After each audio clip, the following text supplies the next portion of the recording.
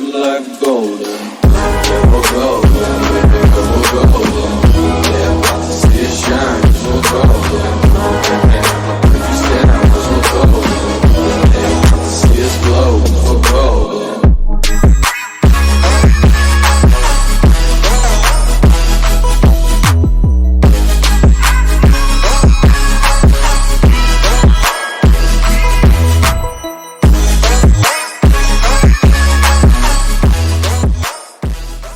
What's good? Welcome to another segment of The Fight Culture.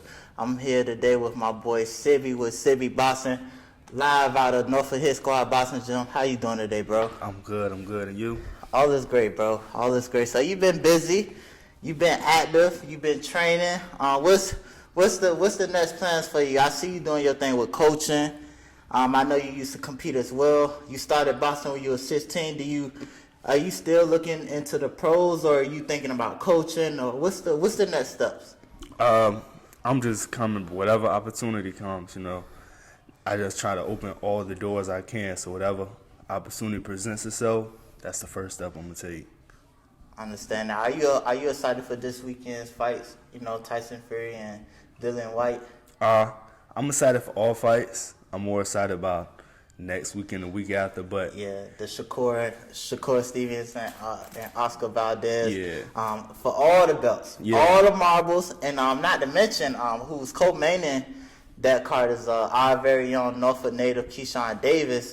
Part of DB3. You just had a sit down with him recently over IG Live. What was that like? Just having that moment, having that experience with him, just after seeing him all these years in the city, just doing his thing, working up, then from Norfolk to the Olympics in Tokyo. What was that moment like for you when you just, were able to just see him succeed like that in the Olympics, knowing where he came from, knowing his story, I was excited for it, A lot of people from the city got talent, but opportunities isn't there. So to see someone get the opportunity, and they come from where we come from, and he does what I love the most, boxing. And for me to sit down and talk to him, I was really excited to do that with him. I wanted to do it with him before I wanted to do it with anybody, but he been real busy. But not yesterday, Sunday, we actually got the time to do it.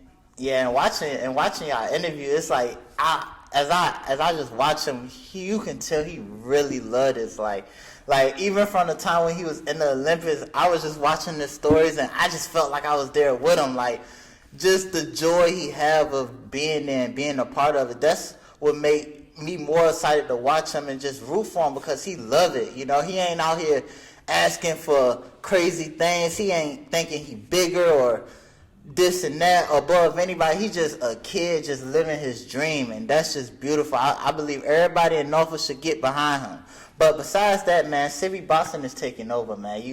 Every night, every other night, you have a live show, man. I think everybody should check it out on IG Live. You talk about different things. You talking about boxing.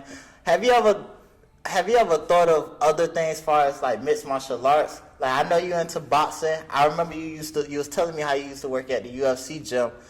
Have you ever thought about cross training? Have you ever looked into jiu-jitsu? And how you just feel about those other disciplines of fighting outside of boxing? I actually did Muay Thai for about a month, and I liked it, but my mind just so focused on boxing. That's all I think. When I was there, it was just I didn't dislike it, but I felt like it was just something I didn't need to do, because at the time I was really actively fighting, and I didn't want nothing to throw me off of boxing, so I went back to it. But I'm not a big fan. I'm a casual, but certain fights I will sit down and watch for MMA. Who's one of your favorite fighters? I was really a big fan of John Jones when he was fighting. Jones. I really like the character of Nate Diaz. Yeah, Nate Diaz, that Stockton boy, yeah. He shows who he is. Everything you see, you can tell that's really him. And I like watching Usman. I love watching him fight. He's one of my favorite. He's one of my favorites as well. But now back to boxing. This past weekend, we just had Earl Spence. He defeated Ugas, like you said, round 10. Yeah. TKO. But one thing nobody, and I don't know if you saw it in that fight, and I said it in the comments, but Ugas, I want to touch on it. Ugas had landed that body shot in the 7th round after round 6, and it got a huge reaction out of Earl Spence. Did you catch that? Because I felt like there was a window of opportunity for Ugas to either have a chance of doing better and performing better, than what people want to give. How did you feel about that overall performance from Ugas and then Earl Spence? From Ugas, I think he just had the wrong game plan. I mean, I always thought Earl Spence was better. I think Ugas just wanted to have a big moment in the fight instead of working to make that big moment come. He just kept trying to force it. That body shot, I don't think it really hurt Spence. I think it knocked him more off balance than anything. But even then, I just think he didn't capitalize off the big moments he did have. Yeah, I understand that.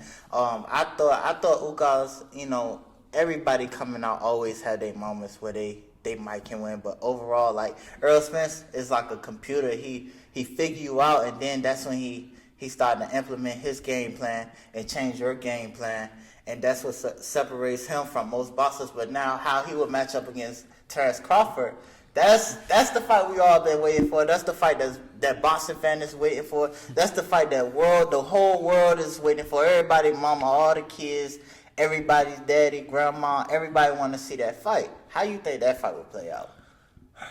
That's probably the only fight in my lifetime I truly been 50-50 on. Like in the past, I might have said Crawford. In the past, I might have said Spence. But seeing how Spence looked against Ugas last night, to see how Crawford looked against Porter, it's just a hard call. You look at both of their advantages and both of their disadvantages. It fits well with the other. So that's when I really got to sit down and watch both of them, then make a pick one. I think that fight should be best 2 out of 3. That's what I would hope. I would assume it to be. I really would, but Terrence Crawford is a dog, though. He is really a dog. I never. It's like to beat Terrence Crawford, I think you got to knock him clean out. You can outbox him all you want and, move around, throw a couple strikes and then move out the way, get out the way, couple jabs, pick your shots wisely. But I think to really, truly beat him, you have to knock him out because he keeps coming. He got that dog in him. And, Earl Spence, I look at him as like a silent assassin. Like, you never know, like, even in the heat of the moment, like when his mouthpiece came out and Ugas had that moment in that 6th round, he still was unfazed, you know. So, we got the battle of the killer dog and Terrence Crawford and the silent assassin, what I like to call Earl Spence. That's an interesting matchup. But we got Jerron Ennis that's coming up. Boots, y'all talk about him a lot on your show. Where do you see his future at in boxing? Like just from an outside standpoint, well, a fan standpoint, but just outside looking in. Where do you see him, going at? I think Boots is in a good place right now. I think he's out of the young up-and-comers, a lot of people like to say he's the best. I don't think he's exactly the best yet, but I definitely think he's the most entertaining. I think you don't have to be a big boxing fan. You could like seeing boxing, you could like seeing brawl. I think he can do it all. Yeah. I do agree he has some similarities to Roy Jones. I don't think right now he would beat the Crawfords or Spence, but I think he's next up once they're done. I think it'll all come with time. I watched a couple of his fights, and a lot of people say he's a terrible matchup for a lot of folks. But when you get up there in the rank, as far as like the Terrence Crawfords and as far as the Earl Spence, it's really levels. Like it's really levels to it. Like it's all fighters are great fighters. Anybody who get in there, and put their life on the line, they are elite somewhat. They ain't professionals for no reason. But when you get to that upper echelon of competitions where you fighting champions and former champions, it's really levels, And I hope someday we see them at that point before everybody start to be out of their prime and start to, father time with age. I really hope we see them fight somebody like a Virgil Ortiz or maybe a Terrence Crawford or Earl Spence.